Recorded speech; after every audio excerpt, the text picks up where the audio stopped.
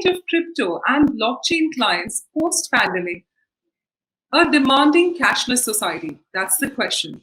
Well, we're looking at covering disruptive solutions to enable cashless society, how clients for exchanges and wallet demand more for their suppliers, how has fundraising and ROI demands model changed, how blockchain and lockdown lessons will prepare for future remote working, how trust and regulations from major countries will play a role.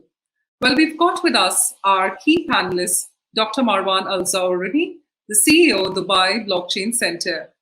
Well, Dr. Marwan is not only the CEO of the Dubai Blockchain Center, but also the Director of Information Services at Dubai Electronic Security Center. He founded the region's first innovation hub for blockchain technology. Joining him is Joshua P. Howley, the Managing Director, Satoshi Limited. Well, Joshua is also the founder of the Blockchain Mauritius Foundation and co-founder of Mauritius Ethereum Foundation. He's a blockchain and DLT investor, advisor, speaker, and writer. Joining them is Sahil Arora, CEO, ZP. ZP, well, Sahil is one of the youngest and most successful serial entrepreneur, and we've got the opportunity of listening to him live before in the blockchain space, working on establishing in a Zila conglomerate since 2016. While he's currently full-time focused on Zila Pay to mainstream crypto adoption in all the Gulf with support from major royal families. And this is going to be moderated by Mru Patel, who is the CEO Sapien Group and CEO Flash Group. While Mru is the CEO of the Sapien Group and the CEO of the Flash Group Limited, and being a serial entrepreneur, best-selling author, public speaker with over 20 years in the sector, ranging from Sun Microsystems during the start of Java and .com, as well as IBM, Siemens, to name a few. While since leaving the corporate world 15 plus years ago, set up and exited 2 property funds and several startups. He's been involved in blockchain and crypto for the past 4 years. So thank you so much to our esteemed panel for joining us on the World Blockchain Summit. Over to you, Mru, for moderating it further. And once again, a big thank you to our entire panel for joining us. Thank you, Bhavana. Can you hear me? Yes, all good? Yes, we can. Great. Thank you. I know all the people here except Sahil's a newcomer, and I see Joshua's not here, who was supposed to be here. But I think we banned him, right? Because he hijacked Dr. Marwan on the previous thing that he was moderating, so we banned him. So, George, we miss you. Come back. All right. So this panel is about the state of the crypto and the blockchain space for the client specific. So quite a lot of people have talked about it from B to C to everything. We're going to look at it from the client's perspective and look at it how the world is looking and will look post the pandemic stage. Okay. So just to open up, to give a little flavor of this, what we've seen in this pandemic is, hundreds of millions of people losing jobs. We have seen lots of businesses go bankrupt and a lot more to come, in my view. We have seen lots of people now who are furloughed, but more importantly, are almost homeless and looking for new things to do. What that means, in my view, is they will all try and have a look at how to get some form of income, be it passive income, through all the sorts of things that we will talk about in the blockchain and crypto space, all the way through to being an entrepreneur themselves. So the tips, the tricks, we will try and debate some of these. And then we will also look at, the world is not safe. Crypto blockchain has had an amazingly terrible name in ICO days or post-ICO days, where, more than 95% have failed for all sorts of not only scams, but dare I say, people without experience and people without that much hardcore grafting of running a business and handling money have been involved, and taking in the money fast in the usual terms of Lambos and all that came about, and to the moon. So we're going to discuss about some of these things and how people now in the pandemic or post-pandemic stage even will be worried about even investing in this sector. So without further ado, with that as a highlight, let's talk about some of this disruptive solutions that will enable this cashless society. And with that, I think I'll call our youngest entrepreneur on this panel, Sahil. So yeah, Hi. Yeah. get off your chat. So Sahil, Yeah. so just tell us without the intros now. So we've done the company pitch. Yeah. All right. So just a little bit about how you see the cashless society and the new blockchain crypto space appear, certainly in the area that you're involved in the Middle East. But Right. I know you're involved in it at a global level as well. How do you see this thing in a really disruptive way now? See, I think you started off pretty well. The reputation for crypto is definitely harmed. It's very nascent. I think if we take a ratio from the global population, I think we're very, very, very tiny right now, the entire ecosystem. But having said that, the adoptability is growing. People are pushing for mainstreaming crypto. Big firms, big conglomerates are actually jumping in and getting on this train, which the entire ecosystem is. In this part of the world, UAE specific, I think it's very flexible. It is very open, and it is actually welcoming crypto in UAE. As you started off with saying, to quote you again, that the year of ICOs was not really good. For any actual legitimate business to come out and present themselves, because there was the credibility was harmed. So definitely that was one big hit to crypto industry as a whole, and to work with different governments and authorities. So I think that was a challenge. But now the current wave that we are sitting at. Cashless economies have already boomed up. The traditional cashless economies are definitely convergence into has given us the runway, particularly to implement crypto in that kind of realm. Moving forward, cashless economies could actually crypto could actually empower cashless economies more better and more faster because of definitely the technology involved. But more than that, the simplicity and involved. But as of now, the basic fundamental to onboard the general public into crypto and to get major adoption is to keep things simple. Because I think everybody who's actually developing, who's putting in the work, and who's doing good things, but the thing is that they are complicating the situation. The general public don't really know. If you talk to somebody outside this entire, if you talk to somebody generally in the public about crypto or about blockchain, people have no idea what it is. And it basically is such an extensive thing to explain to people. So the key fundamental, as I said, is keeping things simple. Which is basically how can you accumulate crypto, how can you spend it, and how can it benefit the merchants. I think when this gap is bridged, that's when I think major adoption will kick in. As for us, the way we are doing it is, as I said, we have in my keynote, we have a strong partnership with one of the largest crypto POS terminal companies in the world, which is Punti Labs.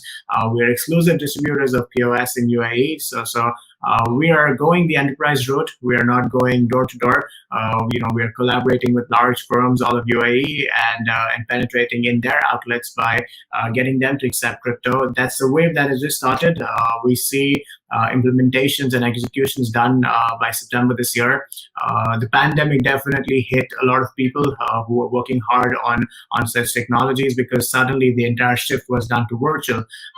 So moving forward, it's tough. It's a challenging time, but definitely if somebody really comes up and if things support, and if that simplicity fundamental is maintained, then I think that nothing will really stop people and merchants to accept crypto. Considering it's a volatile market, stablecoins have definitely given us a boost by now making them a default option of payments. But yeah, that's what I really think. Keeping things simple is the key. So yeah.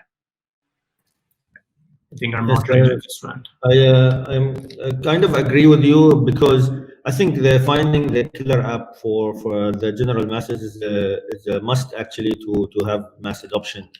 And but this is harder, than it seems, because of course credit card companies they are sensing that these technologies are disruptive, and they are fighting it. The banks, of course, are fighting it. I've had, for example, payment processing business since 2014, and still we are struggling to find upstream partners when it comes to credit card processing, and also the banks are reluctant to even open bank accounts for us when it comes to anything to do with payment processing of crypto payments. Of course, the excuse is always the KYC involved, the risk involved, and all parties involved in the whole transaction. But of course, they consider crypto as the bigger risk, but what we consider as credit card chargeback is the biggest risk. So you have both sides of the argument, but of course, two different interests involved. So it will be hard to really find common ground. That being said, a lot of crypto first banks are coming out now, but also with that we find varied success. So with Wirecard, as everyone knows, it was a big scandal, and this was one of the biggest processors for crypto cards connected to actual banking. Thank you, Dr. Marwan, for stepping in whilst my mic was muted for some reason. Anyway, so with that, let's move on to Joshua. Joshua, where you based? How do you see now with all these problems now, where there'll be lots of people trying to become entrepreneurs or doing startups? We've had IEOs, ICO, ICEOs, and all these O's that we can think about, which I think my view. I don't trust them because of security reasons. How do you see now with the post-pandemic, people are going to go away and do fundraising to get better returns on investment? Well, being based in Mauritius, I can say Mauritius hasn't done anything intrinsically innovative in the space to allow for startup funding. I mean, there is some initiative for STO. However, I'm looking pretty strongly at the United States around Reg D. And Reg D 506C is a very interesting framework that basically allows for issuance of essentially any asset. So what we've been building is a platform to allow for Reg D 506C issuances that includes escrow, custody, private placement documentation, KYC, AML, accreditation, certification, etc. I've also seen that there's a relax on the Reg A Plus framework. So if you're a US-based issuer under Reg A Plus rules now, the issuance qualification has been reduced significantly. So in certain jurisdictions, you have a better opportunity than others. I think globally there's no real consensus, but I am continuing to look at the United States as the lead for capital raise and finance. Yeah, I mean, I tend to agree with you because US is a big market to do capital raise. However, if you look at most people outside the US, they tend not to go to the US purely because of the SEC related all sorts of hurdles they have to cross, making it a long, painful process. Because post-COVID, people need to move fast. So my question really was, how do people move fast? And I think that's a big misconception, Ru. Because Reg D 506C allows for foreign entity registration. It's a very, very quick process. There's two documents. I understand, but it's about the speed and the worry that, yes, at some stage, SEC will look, utility, security, accredited investor, not accredited investor, which category it fits in. It's a slower process. That's what I was trying to say. I disagree. I think that Reg A Plus is a very complicated, lengthy process, but the Reg D 506C is an extremely efficient process. The documentation requirements filing with the SEC, it's a single one-page document. We've been able to integrate with a licensed SEC securities attorney for all doc review and filing with the SEC. So everything that we're doing in terms of building, we've been able to reduce the issuance from company incorporation to actual private placement offering down to 2 weeks.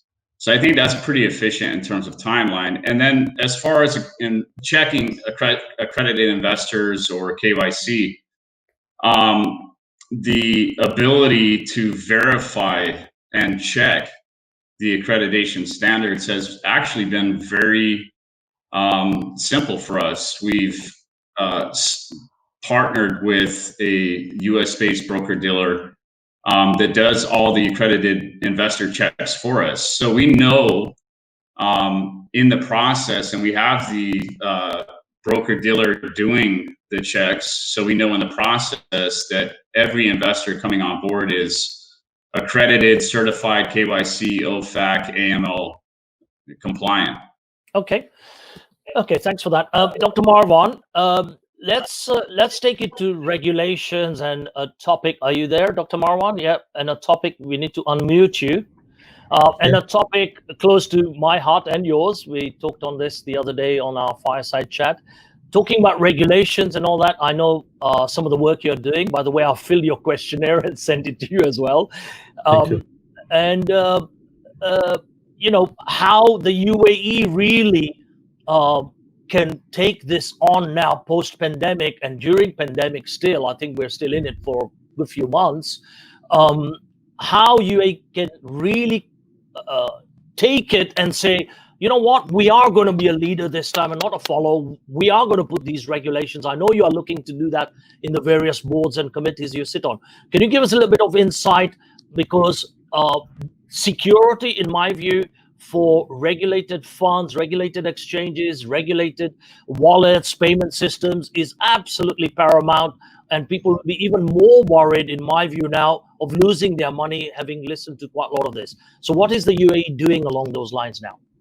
So as you just mentioned, it's a good segue, which is doing the fact-finding mission now. We are in the process of finalizing the report that you filled the survey for. We interviewed more than 25 different regulators here in the UAE, both in the Dubai side and on the UAE in general, and in different financial zones, different special zones that are in the UAE. And we found out what they are doing and what is the state of their thinking about, you know, strategies around the blockchain. And we attacked it from 5 different aspects. So we have the legal aspect, we have the law enforcement. So in case somebody breaks the law, how do we pursue that? Given that crypto is borderless and just like the internet, so we have to have good relations with other jurisdictions as well when it comes to crypto, and who are positive and who are negative on crypto. We need to really position ourselves in the strategic place when it comes to crypto. What role do we want to play as Dubai and as the UAE in general when it comes to crypto? What position is favorable for us? Because as you know, Dubai is a financial hub as well, and the UAE itself has a lot of other investments, just not just around digital. So we have to really be careful of our approach towards crypto. We don't want to be too open and like the wild west, and we don't want to be too restrict to hinder technology as well. So we want to strike that balance, and we also want to have the right people here in the UAE to help us with the technical enforcement of all the rules that are happening here, including cybersecurity as well as governance. What are the technical requirements for any money handling business, including and not limited to crypto? What are the financial requirements? What are the expertise that are needed? And also from the basically ecosystem building requirements. What do we need to build here? From what requirements do we need from the financial system, from the infrastructure wise, and also, like I mentioned before, expertise. So we are almost done with the report. I've actually looked at the final draft of the report, and it looks very positive with very good, you know, outcomes that will be released in this report on how we can work toward creating a favorable environment for Great. I'm a big fan, as you know. So coming to the client side, do you see a lot of people now looking to Dubai back again, or ADGM, to say, you know what, we need some regulated ways of doing stuff from your region to put their global operations in? You seeing a lot of that client take up?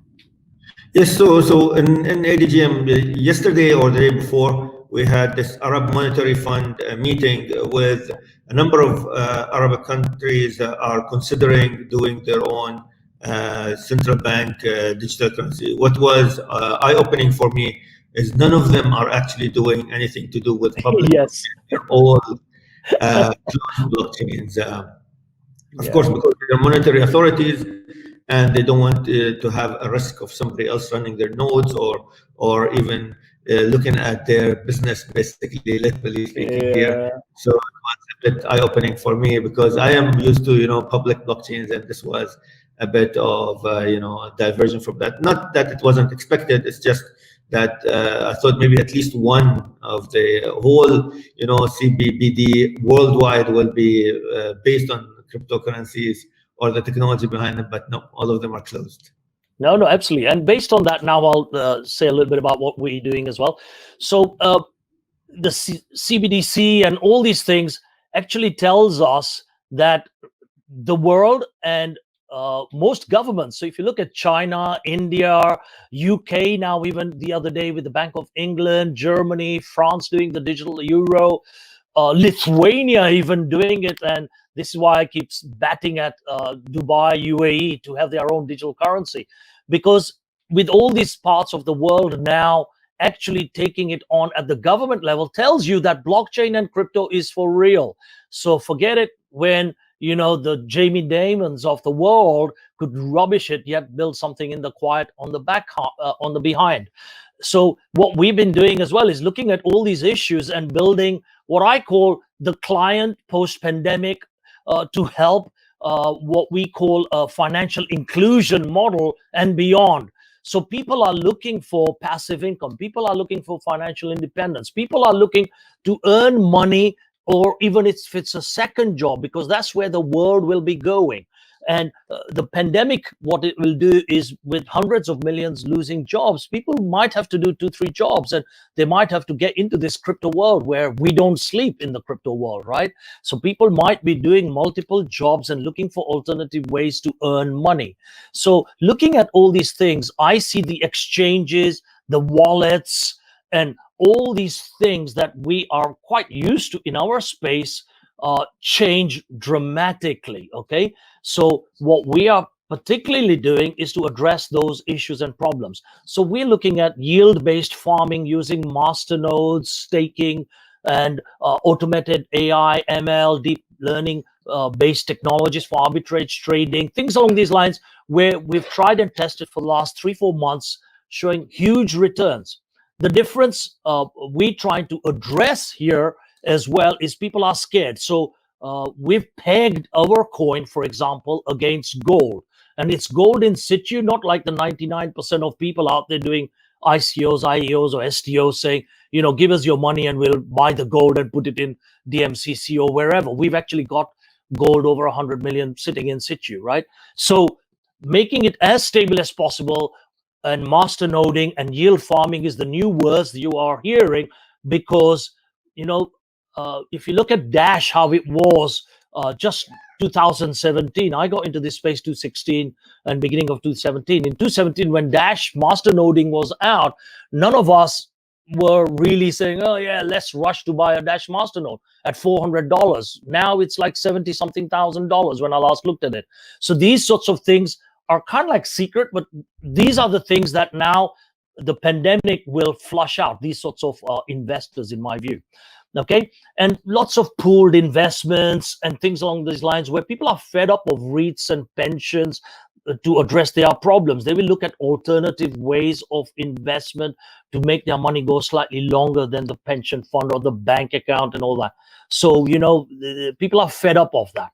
With that, now I'd also like to bring Sahil back and everybody else. Just quick 2 minutes, because we don't have much.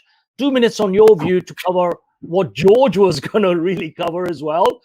And we've kicked him out because he kidnapped Dr. Marwan. Anyway, I'm sure he'll send me a message in 5 minutes or 10 minutes. So, Sahil, in your view, what do you think that, the clients of tomorrow with this lockdown, will be looking for in terms of, the lessons that we've learned to prepare some form of remote working.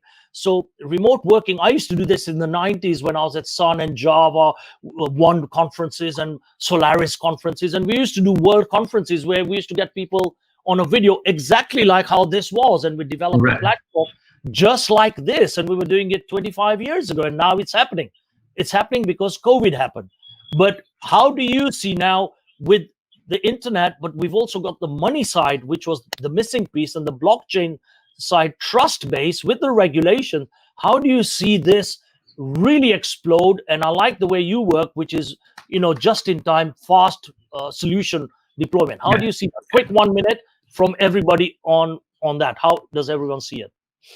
I think the world is unpredictable and things can happen any minute. Things can change in a minute. Paradigms can shift any hour, and I think everybody is aware of that now. People who are very safe and secure and thinking that they have it all planned out, suddenly their slates were wiped out because of the pandemic. And I think this is a hit which people have learned from.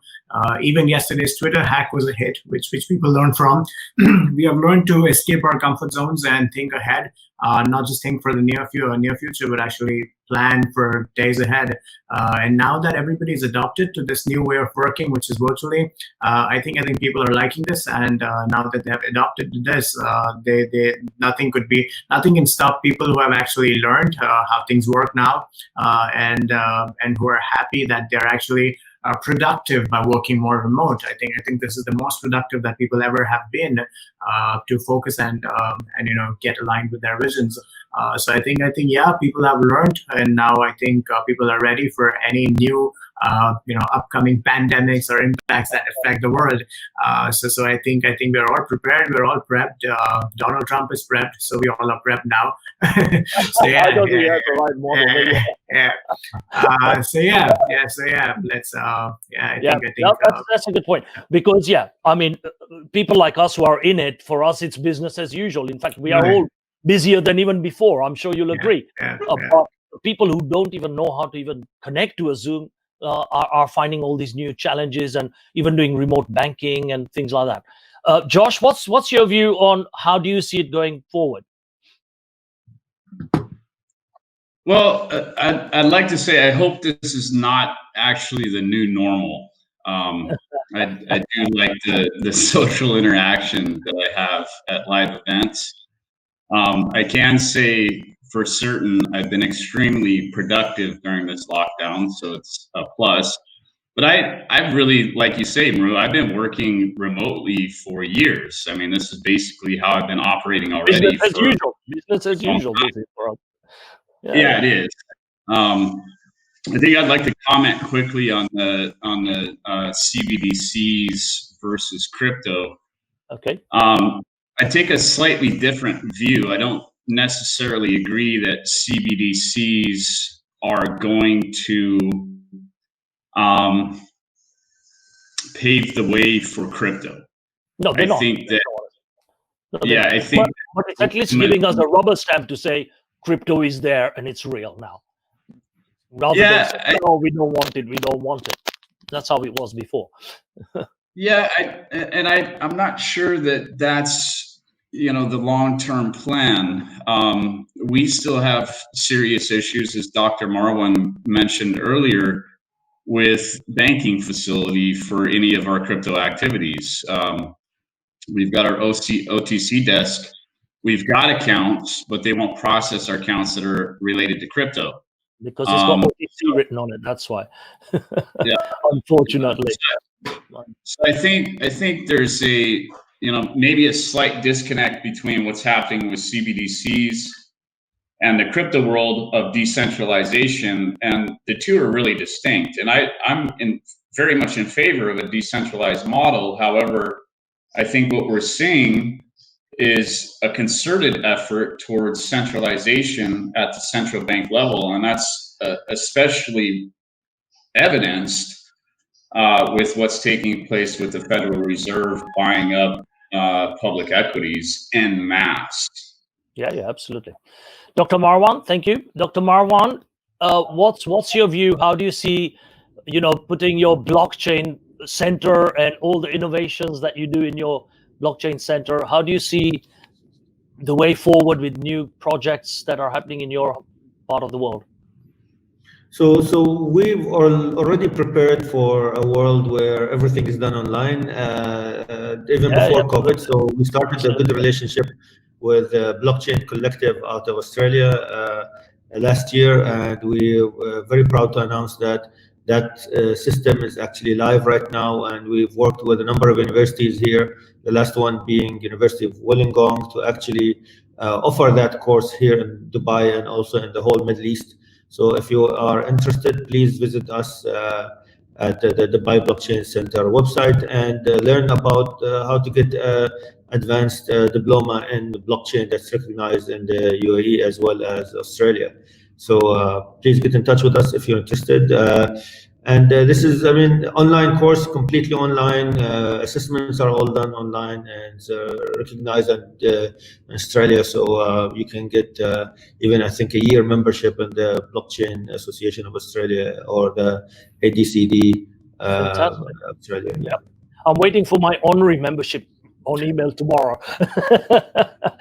Okay, thank you, Dr. Marwan. With that, again, I really think that we have got a lot new ways of operating. And, I know Joshua says he likes the look, feel, and see, touch of going to events. So do I. However, I feel that, a lot of organizations now will say, you know what, you going away for 2-3 days, paying for flights, accommodation, food, all this entertainment. Can we really afford to? Do you really have to be there? Can you not do it online?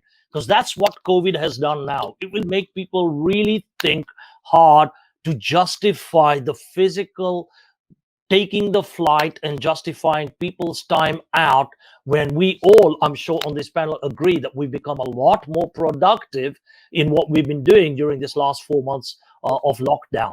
So whilst we miss it, we will, I'm sure, file various ways of doing virtual ways of networking like this and many more. So well done, and thank you, Trescon. Bhavna, do we have any questions? Well, I was just checking on that. Unfortunately, from the audience, currently we do not have any question right Okay, so let me wrap up then, shall I? Please. So guys, one minute, how would you summarize or give some value to the listeners to say, this is what we think you can do or you will do, or whatever your message is for that 1 minute? Let me start before I forget. Sorry to say. Yeah. So I think as crypto businesses, we should focus on both, actually, how the virtual world it is right now and how the real world is right now. For example, Dubai is now today and did their first ever conference, which was in person rather than virtual, as well as there are payment solutions that actually blockchain powered that can handle cash without person touching it. It's like a vending machine kind of model for outlets. So don't think always only on virtual. Yes, the world has changed, but it could be a mix of in-person with using blockchain technology and crypto, as well as having virtual alternatives. So it is not completely virtual world. It is a different world. Yep, thank you for that. Yep, thank you for pointing that out. That's true. Sahil? Just keep your head down and keep working. Pandemic, no pandemic is the same thing. Just keep executing and get there. No matter how you execute it, at least Exactly. execute. Yeah. 80-20 rule. I like that. Josh? Joshua? Yeah, well said, Sahil. I totally agree with that, and I think the Elon Musk model of building, being productive, actually putting projects in motion, demonstrably proving your case with real applications is the way to go. So absolutely, keep building. Yeah, absolutely. And Dr. Marwan, to having agreement with you regarding the blockchain foundation soon. Yes, I look forward to that as well. We'll talk soon. Yeah, and I've got that as well as my honorary membership. So with that, what I'd say, absolutely, execution is key, because without execution, it's all talk. There are lots of people either get into the white paper world, which is, 99% fogware, as I used to call it, or get into execution. Don't go around looking for money from people without executing anything. So execute something, at least show people something, and deliver on value. Think only about the client. Don't think about you and your products or your services. If you're adding value, putting money in their pocket or some value into their pocket, making their life easy, those are the things people look out for. Those are the things people will get involved in your community. With that, thank you very much for listening. Thank you, panel, All right. and look forward to seeing you all again. All right. Bye. Take care. Thank you so much to the entire panel. Over to you, Bhavna. Thank you so much, Ru. Thank you for that.